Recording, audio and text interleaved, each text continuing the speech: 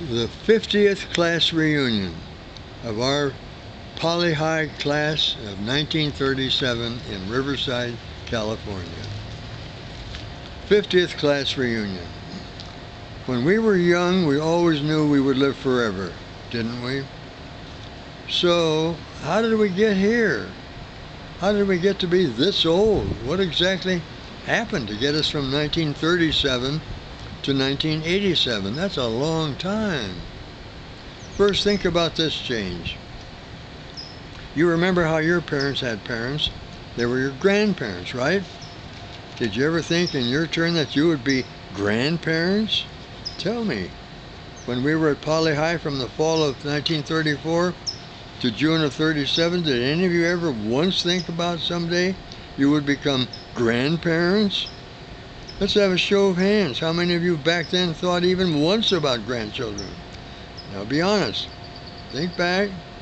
We were busy enough just trying to get a date with each other, to go to the movies for a dime at the Fox Riverside or the Golden State Theaters, or was it a quarter by 1937? To say nothing about trying to fall in love with each other, and who knows, maybe get married.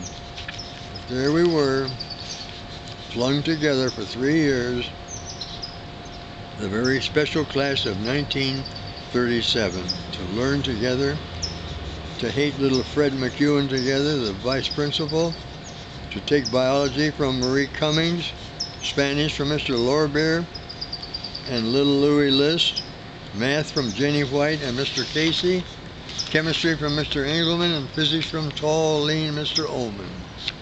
Learning about the world, learning how to get along and grow up and take our place in the big adult world, learning all the skills and qualities that could make us enjoy life and help others enjoy theirs, the people we love. Remember, graduation day, when we all graduated at the Civic Auditorium on 7th at about Lime Street, I think it was. It was probably on a Sunday afternoon. Remember how Paul Elmquist and Marjorie Mason usually grabbed off the top scholastic honors? Remember? Remember when you went off to college somewhere? Or went to work at your first full-time job? All this still in the Great Depression. Things were tough back then. But we were survivors. That's how we got here.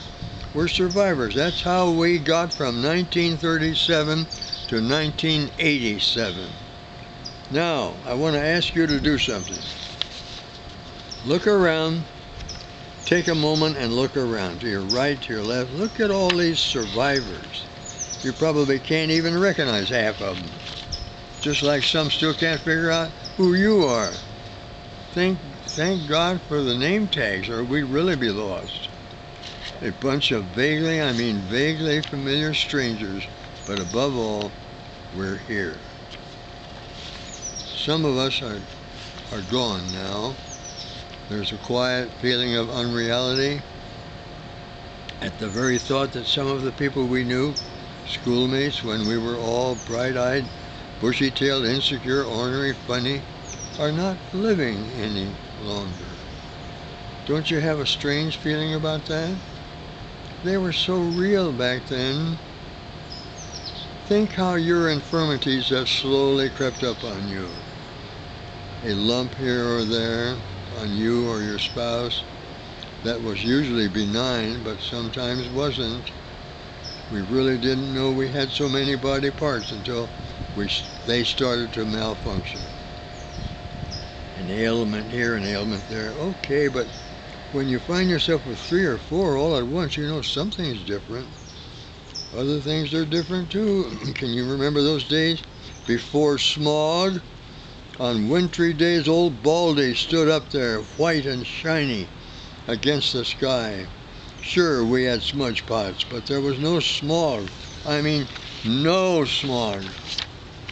Another thing that's very different and very sobering, we never had to look over the edge of a possible atomic inferno down into the nuclear abyss that our grandchildren have known all their lives. They've never known it any other way. Imagine what that feels like. Our days were halcyon days by comparison. When a hamburger was a dime and so was a milkshake. Those were the things we thought about, or how to afford some 15-cent a gallon gas for the Model A Ford. So, we were the special class of 1937, just like the class of 1936 was special to itself, and the class of 1938 to itself, and the classes of 1947, 57, 67, 77, 87 are all to themselves special. We are all ourselves, living out the life given to each of us in the best ways we know how. Oh sure, we've all been foolish or greedy or overweight or underweight or cantankerous or ornery in our time. That's how we know we're human. But to the extent we've accepted our foibles and gracefully accepted those of others around us, that's how it is that we are survivors. To survive. That is a word from the French that means to live above and beyond. That's us. And let's stretch it into the future as far as we can. And make it all worthwhile for ourselves, our children, our grandchildren, and for all the other people in this troubled world we don't even know. But for us tonight, here we are. We are quite a bunch, one of the best batches of old codgers around. As Charles Dickens' Tiny Tim says, God bless us, everyone. November 1987.